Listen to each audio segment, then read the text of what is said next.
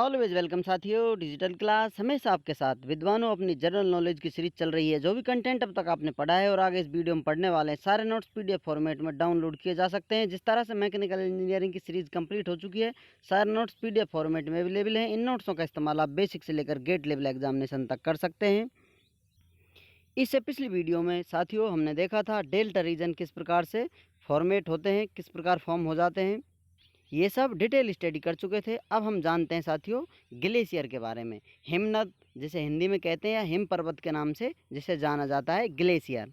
Glacier क्या होते हैं, किस प्रकार से फॉर्म होते हैं, ये सब जानने वाले हैं। ग्लेशियरों का निर्माण किस प्रकार होता है साथियों, इस प्रकार से मान लेते हैं पर्वत बने हुए हैं यहाँ पर। अब ये जो पोल रीजन है साथियों, वहाँ पर आप देखें नॉर्थ या साउथ पर, या फिर बहुत ज़्यादा बर्फ़ पड़ रही है, बहुत ठंडे रीजन में ग्लेशियरों का निर्माण होता है। अब इन पर बर्फ़ जम जाती है साथियों, पहाड़ों पर इस प्रकार से बर्फ़ जम जाती है। तो ये एक लेयरों की तरह इस प्रकार लेयर के ऊपर लेयर इस प्रकार से फॉर्म हो जाते हैं सीजन में। इनमें उतार चढ़ाव आता रहता है, कभी ये ज़्यादा कभी कम होते रहते हैं। तो इस प्रकार से अब साथियों ये यदि इस प्रकार से फॉर्म हुए हैं, इनको पर्वतों के ऊपर जमे हुए हैं, अब ये स्लाइड करने लग जाते हैं, इस प्रकार से आने लग जाएंगे। तो बीच में जो ये बना हुआ था अपना मेन फॉर्मेट था पर्वत का, जो माउंटेन बने हुए हैं, ये फॉर्मेट था उसका। अब इसमें से इस प्रकार इरोजन होने लगता है साथियों। तो इस प्रकार से इनका ये एरिया भर जाता है। इसमें इस प्रकार से जो स्लाइडों से बने हुए हैं, यही ग्लेशियर कहलाते हैं। पूरा का पूरा जो रीजन है, ये क्षेत्र है माउंटेनों का, इस प्रकार ढक लिया जाता है बर्फ़ के द्वारा, यही ग्लेशियर फॉर्म हो जाते हैं। जब इन पे बहुत ज़्यादा बर्फ़ हो जाती है, तो इस प्रकार से साथियों इनके प्रेशर लगता है इन पर, तो इस प्रकार से इनका मूवमेंट होने लगता है। तो ये नीचे फ्रिक्शन करते हैं, जिससे इनमें कटाव होता है माउंटेनियस रीजन में। वो सब बाद में जानेंगे। अब जान लेते हैं पॉइंटों में क्या लिखा हुआ है। A mass of ice sliding down the slope from a snow clad region is called a glacier. जो साथियों क्षेत्र ढका हुआ है बर्फ़ से, वही रीजन है। उस रीजन पर जो मास है बर्फ़ का, वही ग्लेशियर फॉर्म हो जाता है, वो ग्लेशियर कहलाता है। While a glacier is moving, the friction of the ice at the bottom slows down the movement of the bottom layer। जो फ्रिक्शन है वो इस प्रकार के मूवमेंट के, ग्लेशियर जो मूवमेंट करता है उसको स्लो करता है, और जिससे इरोजन होता है पर्वतों में। इस प्रकार से ग्लेशियरों का फॉर्मेशन हुआ है। अब इनके कितने प्रकार हो सकते हैं, इनके फॉर्मेशन के हिसाब से इनको डिवाइड कर सकते हैं। There are two main types of glaciers. इनमें से नंबर 1 स्टडी करते हैं कंटिनेंटल ग्लेशियर। ये एक ग्लेशियर है। दूसरा माउंटेन ग्लेशियर होगा अपना।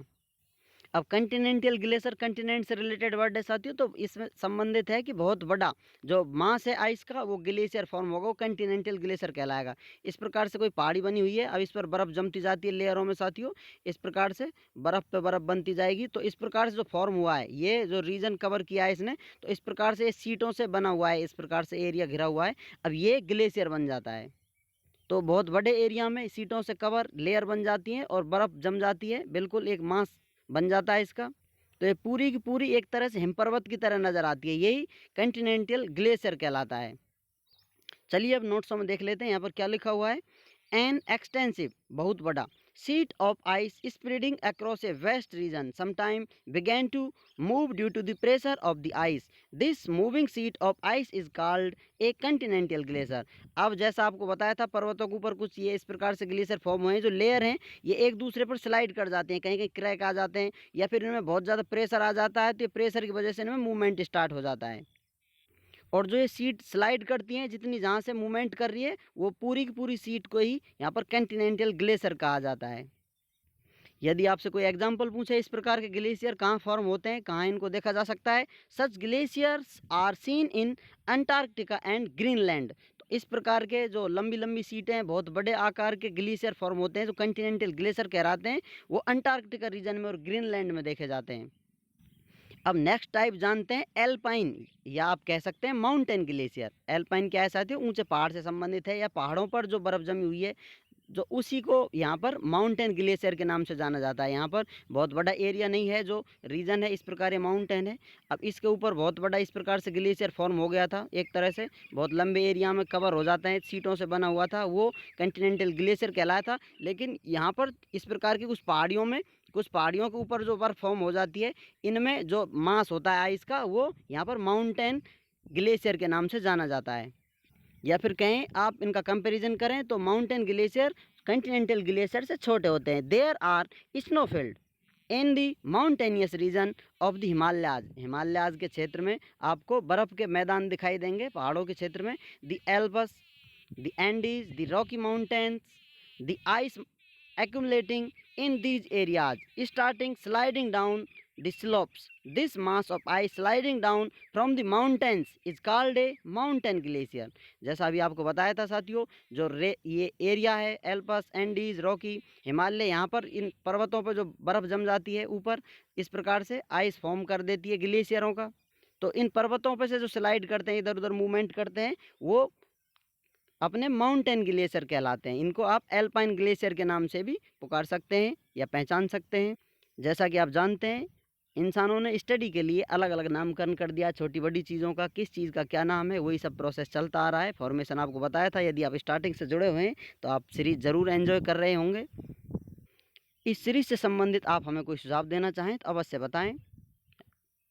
आप जानते हैं साथियों, आइसबर्ग, हिमशिला या हिमखंड क्या होता है? Iceberg, blocks of ice break off from the continental glaciers and float away into the sea, called iceberg.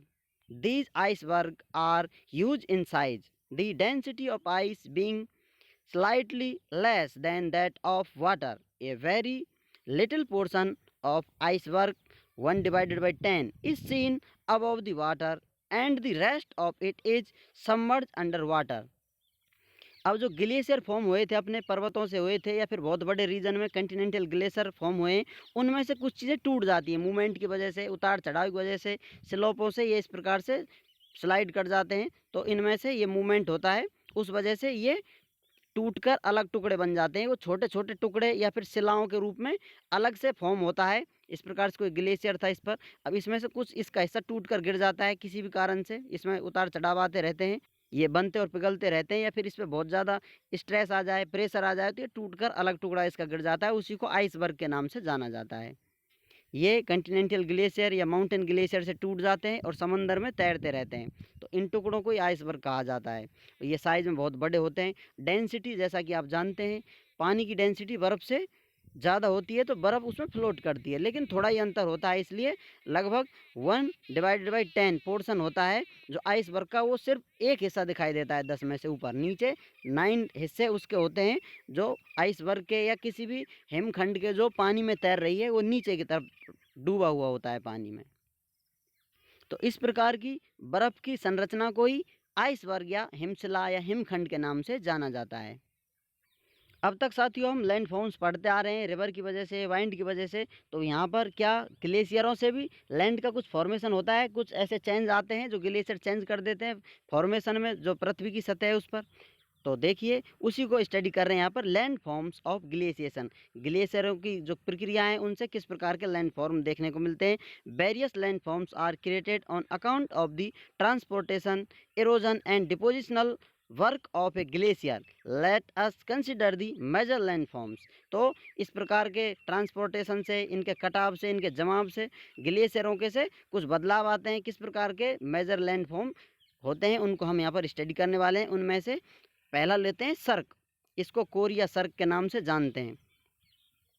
जैसा कि साथियों आप जानते हैं, इस प्रकार पर्वतों पर टेम्परेचर ऊपर जाके लो होता है, नीचे हाई टेम्परेचर होता है। ऊपर जितना जाते हैं आप तो ऊपर जाने पर टेम्परेचर लो होता जाता है, बर्फ़ आपको जमी मिलती है। तो अब इसमें से सर्क किस प्रकार बनते हैं, इस प्रकार का पर्वत है अपना, ये कोई माउंटेन है, तो इस पर बर्फ़ जम जाती है इस प्रकार से, तो यहाँ पर ग्लेशियर फॉर्म हो जाते हैं। तो मौसम में, जैसा कि सर्दियों के मौसम में बहुत ज़्यादा बर्फ़ होगी तो मौसम चेंज होगा, तो कभी कभी ये जो ग्लेशियर है या जो आइस है बहुत कम होती है, इस प्रकार से धीरे धीरे ऊपर कम होती जाती है, इस प्रकार से इनका फॉर्मेशन होता जाता है। कभी आपको यहाँ पर देखने को मिलेगा इस प्रकार से, कभी इस प्रकार से बहुत ज़्यादा आ जाता है, तो इस प्रकार से उतार चढ़ाव रहता रहता है। तो इनमें से ग्लेशियर रगड़ करते रहते हैं, इनका जो फ्रिक्शन है वो सतह को चेंज कर देता है, तो इरोजन करता है साथियों। कुछ टुकड़े होते हैं पर्वतों के, तोड़ देता है, इनमें जो मूवमेंट आते हैं आइसबर्ग या जो ये टुकड़े हैं ग्लेशियर के, टूट जाते हैं। तो इस प्रकार से अलग अलग लैंड फॉर्म होते हैं पर्वतों पर। हम यहाँ आप देख रहे हैं तो सर्क है जो, या कोरी है, ये इस प्रकार माउंटेन पर बनेगी। अब ये बर्फ़ है, यहाँ से मूवमेंट करेगी, वापस जमेगी, फिर बनेगी, टूट कर आएगी, इरोजन करेगी, तो इससे कुछ कटाव होगा, इरोजन होगा इस पर्वत का, इस माउंटेन का। तो इस माउंटेन की आकृति कुछ इस प्रकार की बन जाएगी। पहले इस प्रकार का था, लेकिन धीरे धीरे इस प्रकार से इस पर ग्लेशियर अपना दिखाएगा, भयंकर प्रकोप, या फिर कहें अपना बल दिखाएगा, अपनी क्रियाएं करेगा, तो यहाँ पर इसमें इरोजन होगा पर्वत में इस प्रकार से, तो इस प्रकार से फॉर्म हो जाता है। इस प्रकार से मान लेते हैं पर्वत था पहले इस प्रकार से, अब इसको ग्लेशियरों ने किस प्रकार कर दिया, इरोजन कर कर कर इस प्रकार कर दिया है। तो इस प्रकार से अब यहाँ पर ये एरिया बन जाता है इस प्रकार का अंदर की तरफ। इसी एरिया को यहाँ पर इस प्रकार से आप देख सकते हैं, इस एरिया को इस प्रकार से। अब इसमें ग्लेशियर यहाँ पर जमा हो सकते हैं और कभी कभी पानी की फॉर्म में मिलते हैं, तो वहाँ पर लेक बन जाती है। तो जो एक कटा हुआ एरिया होता है, ये एक तरह से आर्म चेयर कुर्सी की तरह बन जाता है, इसी को सर्क कहा जाता है। तो चलिए इसके बारे में अध्ययन करेंगे नेक्स्ट वीडियो में। उम्मीद करते हैं साथियों वीडियो में दी गई जानकारी आपको अच्छे से समझ में आई होगी। सीरीज आप एंजॉय कर रहे होंगे। कोई कन्फ्यूजन है तो कमेंट बॉक्स आपका इंतजार कर रहा है। आप चाहें तो कांटेक्ट कर कर भी आप हमें अपनी राय दे सकते हैं। कोई अपडेट या कुछ बदलाव कराना चाहते हैं तो इससे रिलेटेड टॉपिक कोई भी आपको यदि लगता है कोई भी आपका चेंज हमारे लिए और आपके लिए बेहतर हो सकता है, तो आप अवश्य बताएं। हम कोशिश करेंगे अपने आप को इम्प्रूव करने की। वीडियो को अंत तक देखने के लिए, चैनल को सपोर्ट करने के लिए दिल की गहराइयों से आपका बहुत बहुत धन्यवाद। जय हिंद, वंदे मातरम।